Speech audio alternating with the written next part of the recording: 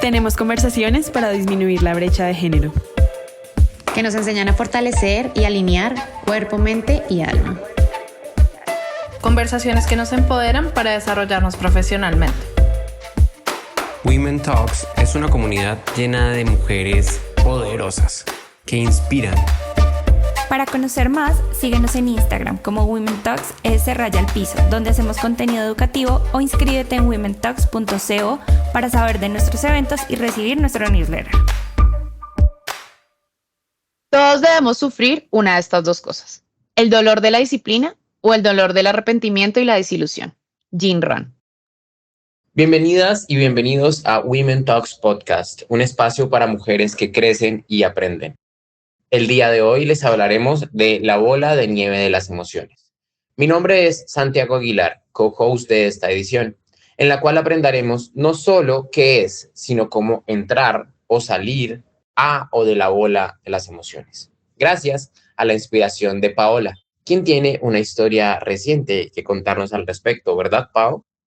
Santi, sí. La verdad es que vengo de un mes en donde tuve una pequeña recaída de mi depresión. Si han tenido la oportunidad de escuchar uno de nuestros primeros podcasts en donde les cuento un poco sobre mi historia.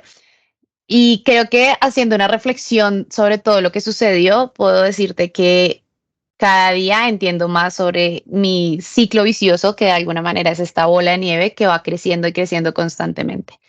Y básicamente se trata de que cuando yo tengo pensamientos como intrusivos o negativos que me hacen sentir mal, como que siento que absorben completamente mi energía, y eso hace que estos pensamientos se vayan a la realidad. ¿Eso qué quiere decir? Que empiezo a realizar actividades que alimentan estos pensamientos, como no quererme levantar ese día o no querer realizar alguna actividad que sé que tengo que hacer, o tal vez procrastinar o hacer cosas que sé que están mal, pero de alguna manera siento que estoy como alimentando de esas malas sensaciones.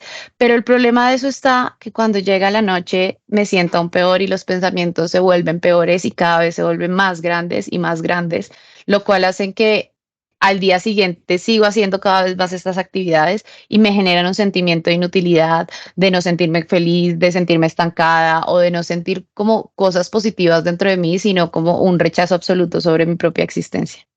Pero creo que no es solo porque sufro depresión, ansiedad. Yo creo que es algo que todos los humanos sufrimos, o creo que en la mayoría siempre hemos tenido estos pensamientos negativos e intrusivos, en algunos casos más fuertes que otros. Pero no sé, Santi, ¿tú has vivido algo parecido?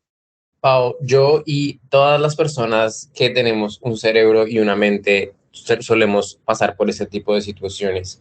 Digamos, en la meditación hay una teoría muy interesante que explica cuando uno se va a sentar a, valga la redundancia, meditar, debe pensar en ciertas cosas. Una es, ¿cuál es el objetivo de mi meditación? Que para algunas personas a veces es, por ejemplo, salir de un ciclo vicioso de pensamientos negativos, por ejemplo. Otra parte muy importante de las meditaciones son el objeto. El objeto es, ¿qué es eso en lo que voy a pensar? Voy a pensar en mi futuro, voy a pensar en mi presente, voy a pensar en mi familia, en algo que amo, en algo que agradezco. Y la tercera cosa que hay que pensar es la metodología, el cómo voy a hacer esa meditación. Entonces, si hay personas que ya usan ciertos métodos, por ejemplo, digamos, Ho'oponopono, ¿sí? Esta meditación que solo se basa en pensar, lo siento, perdón, te amo y gracias, o una meditación tipo Vipassana, que simplemente consiste en enfocarse en el presente. Que si me ha pasado, Pau, me ha pasado todos los días y me pasa con demasiada frecuencia, y por eso fue que decidí involucrarme mucho en este tema de la espiritualidad, no solo desde el yo mismo, sino desde el cómo ayudar a otras personas a enfocar su mente en situaciones virtuosas. Esta parte de las meditaciones que llamamos el objeto son precisamente el qué pienso en este momento. Entonces, desde el budismo se habla mucho de la diferencia entre los objetos virtuosos y los objetos viciosos. También se puede leer sobre esto en una disciplina llamada la Ayurveda. Habla de que todas las formas, todas las cosas que percibimos y a las cuales les podemos asignar un sujeto, un nombre, tienen un nivel de conciencia. Y a medida que estos objetos y estas emociones o estos tipos de pensamientos están a un nivel de conciencia más elevado, mejor nos hacen sentir, más nos alejan de este sufrimiento. Entonces, hay personas, digamos en este caso como yo, que soy una persona bastante sensible, una persona relativamente introvertida, a pesar de que disfruto el estar con las personas. A nosotros nos sirve mucho detenernos. En el día a día, en un estado de estrés, por ejemplo, hay personas que nos movemos, que no dejamos de hacer cosas, que estamos de aquí para allá, tal vez consumiendo azúcar, consumiendo alguna otra cosa que nos haga sentir mejor y no paramos y seguimos y seguimos, y cuando nos damos cuenta, estamos generando efectos negativos. Estamos generando efectos negativos en nosotros mismos, estamos generando efectos negativos en otras personas, en el medio ambiente, y es necesario tomar una pausa. Tomar una pausa para precisamente detener estos ciclos viciosos que suceden en nuestra mente y a veces por consiguiente también en nuestras acciones. Sin embargo, sé que, digamos, tu forma de pensar como mujer mucho más racional, mucho más enfocada, empresaria, tiene una forma de solucionarlo diferente o que tal vez no le pueda funcionar exactamente como yo lo hago. ¿Estoy en lo correcto, Pau? Sí, Santi. De hecho, súper chévere escuchar como esta parte, pero por ejemplo, a mí algo que me funciona un montón y por eso la frase con la que iniciamos es que entendí que aunque no sentía motivación para realizar actividades o realizar cosas que me dieran bienestar, lo que realmente rompía como mi pensamiento negativo era hacer lo que tenía que hacer que me hiciera sentir mejor.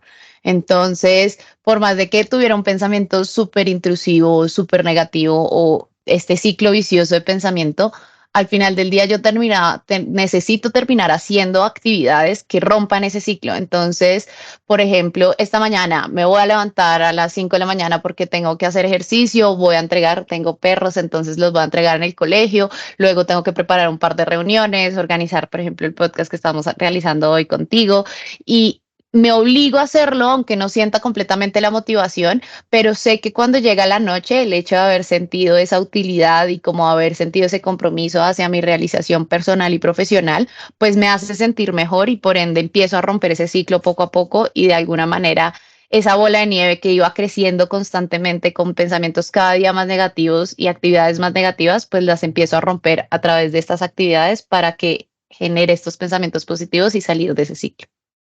Poderosísimo, Pau.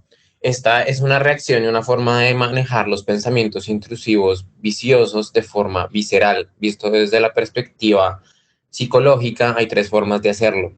La forma visceral, que es basada en el hacer, ¿sí? En el actuar, el moverse, dado que los movimientos generan también reflejos en movimientos mismos en nuestro cerebro, y estas acciones positivas que realizamos generan químicos que nos hacen sentir mejor. Hay otra forma, que es hacerlo de forma, digamos, física o de forma netamente mental. Y una forma específica para hacerlo es la meditación, leer una poesía, leer contenido positivo, ver una película que nos haga sentir bien. Otra tercera forma es desde la forma sentimental, que hace más referencia a lo químico. Ejemplo, comerse un dulce. Ejemplo, tomarse las medicinas o recurrir a alguna otra. Por ejemplo, si llevamos muchas horas sin comer, puede que estos sentimientos y estos ciclos viciosos de la mente se deban a hambre, sencillamente, a que no tengamos suficientes carbohidratos en nuestro cerebro para llevar a cabo esas acciones o pensar eso que queremos que nos haga sentir mejor. Entonces, para concluir un poco, hablamos de la perspectiva de actuar, de salir de los ciclos viciosos a través del hacer. Segundo, a través de la perspectiva química, en donde hay ciertas sustancias que nos pueden ayudar a generar esos químicos que nuestro cerebro no está generando para sentirnos mejor. Y una tercera es la mental, y es el regalo que les queremos dejar para hoy. Te invito, Pau, invito a las personas que tal vez estén escuchando este podcast a que cierren los ojos y que se imaginen que estas palabras salen de su corazón. La libertad se trata de autodisciplina. Piensa, hoy soy tan libre que pude hacer justo aquello que hice ayer. Levantarme, meditar, ejercitarme, respirar, leer, sentir, pensar, actuar y trabajar. Soy tan libre y puedo llorar, gritar, sufrir, esperar y luego sanar. Me he encontrado la libertad de frente y antes de que la sintiera se vino encima. Me pidió dar gusto, ser excelente. Yo me he liberado porque tengo disciplina. Libertad es autogestión, libertad es autocontrol, libertad es amor propio. Soy libre donde realmente importa, dentro de mí. Libertad no es celebración, libertad no es consumo, no es conocimiento. Libertad es aceptar luego de entender aquello que estoy sintiendo y ser. Pau, gracias por compartirnos un poco de tu historia.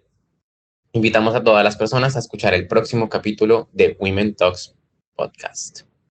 Porque recuerden, el superpoder es entrenar nuestra mente. Y aquí estamos en Conciencia al Desnudo. ¿Te gustó este podcast? ¿Te gustaría participar en nuestras actividades? Síguenos, danos tu retroalimentación y conoce más sobre Women Talks. Nuestro Instagram es @womentalks_s_. Suscríbete en nuestro newsletter en womentalks.co para estar informada de nuevos episodios.